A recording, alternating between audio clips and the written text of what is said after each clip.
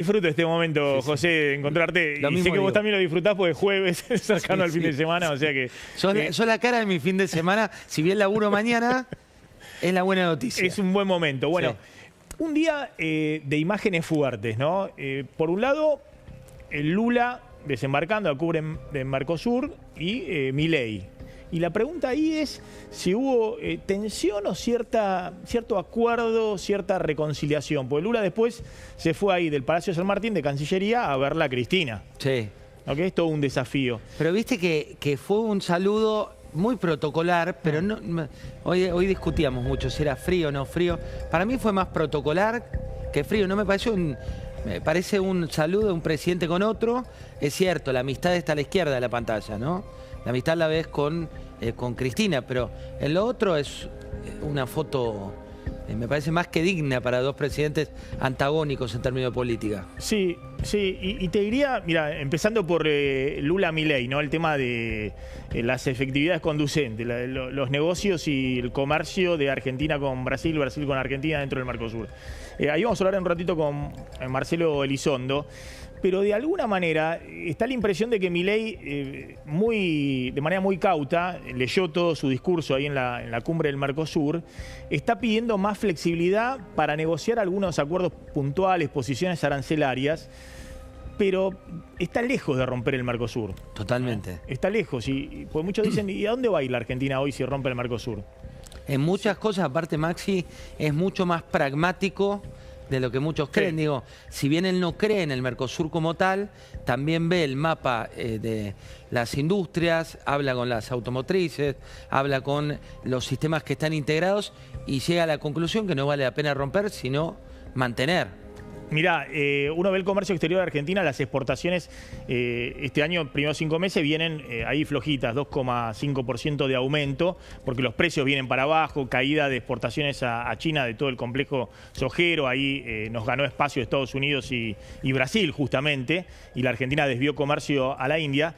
Pero lo que sí crecen fuerte son las manufacturas de origen industrial, cuyo principal mercado es Brasil, con arancel cero. Es decir, toda la industria automotriz argentina le exporta a Brasil, no tiene otro lugar a donde le exportar. Entonces, si Brasil, salimos del Mercosur, nos pone aranceles de Brasil, se termina la industria automotriz en estas condiciones. Y hay un dato, hablando con dos de las principales terminales automotrices que exportan, sí es un dato un poco más alarmante, viste que hoy se recomienda mucho mirar hacia adentro, te hablan de la competitividad de la microeconomía, pero dos de las principales terminales te cuentan que están exportando a pérdida. Claro. Y vos les preguntás, bueno, ¿por qué exportan a pérdida si en definitiva a nadie le conviene, ¿no? Y te dicen, bueno, costó tanto tiempo ganar determinados mercados que aspiramos a que cuando se nivele la cancha acá recuperemos parte de lo que estamos perdiendo, pero sobre todo en una de esas que es muy, pero muy exitosa y muy orientada a la exportación, la preocupación está bastante puesta sobre la mesa. Sí, por eso, ahí vamos a analizar bien, pero me parece que Milei ahí está haciendo una jugada, lo mismo pasa con China, ¿no? Milei hace por un lado un discurso y por otro lado está siendo pragmático. De hecho, vos sabés que el 50% de las importaciones argentinas provienen o de China o de Brasil. Esos son los dos grandes mercados que tiene como proveedores la Argentina, y me parece que el gobierno tira la cuerda en lo discursivo, pero por otro lado sabe que en este momento son socios estratégicos, tanto China de un lado y Brasil del otro. En un ratito vamos a hablar del tema del dólar, que está... Interesante ese tema, ¿eh? Sí. ¿Vos sabés que ¿Qué te generó la frase de comprar campeón? Bueno, es un desafío el que lanza Caputo, ¿no? Es un desafío cuando dice comprá campeón si te parece barato el dólar. Estamos en el momento de mayor oferta de dólares. Hoy entraron 290 millones de dólares de las cerealeras. En apenas 4 días, entre el lunes y hoy jueves, entraron 1.500 millones de dólares. Nunca en el año, en 4 días, habían entrado oferta de dólares 1.500 millones de dólares. Y sin embargo, el dólar está firme, arriba de los 1.200 pesos. Muchos dicen porque del otro lado apareció una demanda fuerte de dólares, ¿no? Vos sabés que, bueno, ahora en un ratito está Pablo Fernández Blanco, pero algo que hacemos siempre a la mañana es apretar F5 en la información del Banco Central, porque a esta altura del mes te aparece la cantidad de compradores del mes de junio, cuántos argentinos compramos o compraron dólares, qué tipo de montos, qué características. Y yo creo, pero por ahora es inferencia, no, que también el comprador hormiga hormiga, ¿no? Con este tipo de cambio más accesible. Siempre hablamos, y lo dejamos claro, la mitad del país está debajo de la línea de pobreza, o al menos no tiene capacidad de ahorro, y una mitad es de la que hablamos que puede comprar. En esa mitad todo indica que viene en ascenso, ¿no? Sí, por eso, digamos, desde que se unificó el mercado cambiario, se levantó el cepo para las personas físicas, no para las empresas, hay una demanda de dólares adicional, además del turismo al exterior, dólares para atesorar. Vamos a ver, porque del otro lado hasta ahora ha habido una gran oferta de dólares, pero bueno, después a partir de agosto esa oferta de dólares ya disminuye, porque obviamente la cosecha se adelantó toda en el primer semestre. La otra cosa que quería hablar con vos es esta foto con Lula y Cristina, ¿no? Lula yéndola a visitar. Directamente mostremos las fotos de Cristina con Lula en su departamento, en su prisión domiciliaria.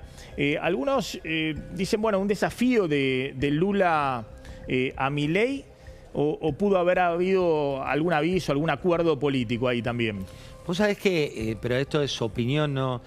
Yo creo que es parte del juego, ¿no? Y creo que, inclusive, fíjate que el presidente argentino no hizo referencia a esto. Todo lo que tiene que ver con Cristina últimamente tiene la mínima referencia indispensable, porque considera que ya está presa, considera que no le suma a sus digamos, a sus argumentaciones, y yo creo que la mira de él está más puesta en la provincia de Buenos Aires, la argumentación de lo que viene, que acá, que la ven ya como alguien, esto te lo dicen algunos de los libertarios, no así el presidente, como fuera de juego, si bien nunca hay que subestimar a la expresidenta y exvicepresidenta.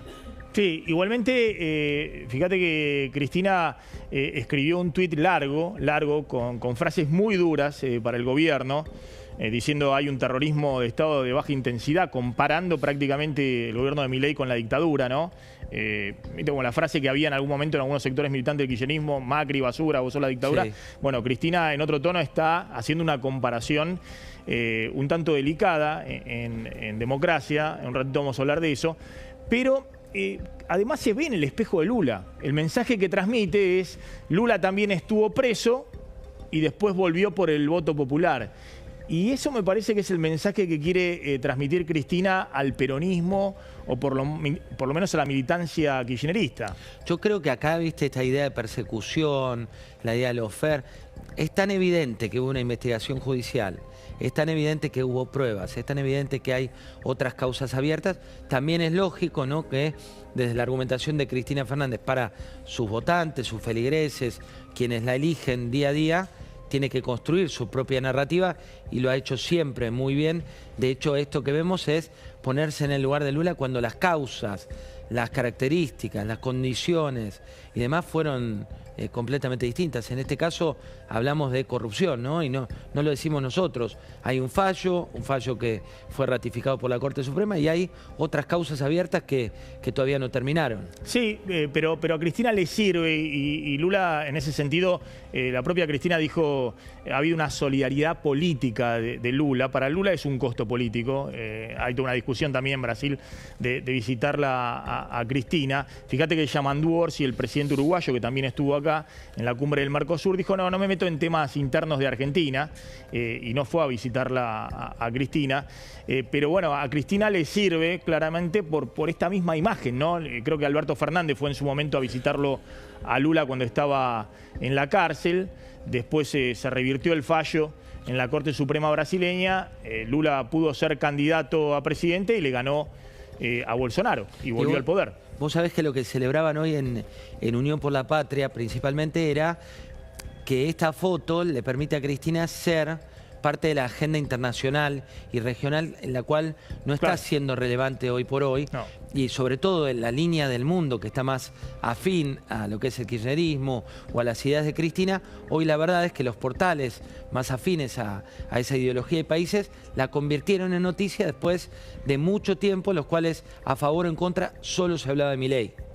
Sí, totalmente. Me parece que le permite a Cristina seguir manteniendo el eje del escenario político y sobre todo en la interna del peronismo, ¿no? La señal de que, bueno, vengan a negociar conmigo la conformación de listas, cómo va a ser todo el armado rumbo a la elección. Igualmente volvemos al principio. Me parece que Cristina tiene una visión que si la economía desbarranca, ella va a quedar en primer lugar como líder de la oposición, aunque hoy está totalmente inhabilitada, para capitalizar eso. Que es la misma visión que tiene Axel Kicillof.